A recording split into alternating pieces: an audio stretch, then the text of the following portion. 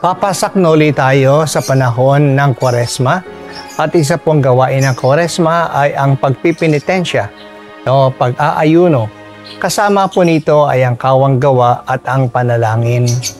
Ngayon po, pagsimula ng Kwaresma ay ang Miyerkules ng Abo. Ito po'y araw ng pag-aayuno.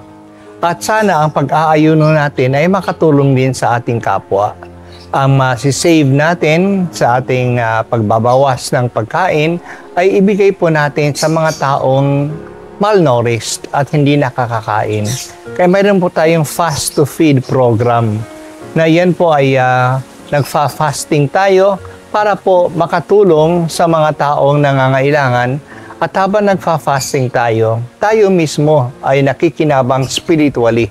Napapalakas tayo spiritually, nakakatulong sa ating panalangin, at nakakagawa pa tayo ng kabutihan sa kawang gawa sa pagbibigay po natin sa fast to feed.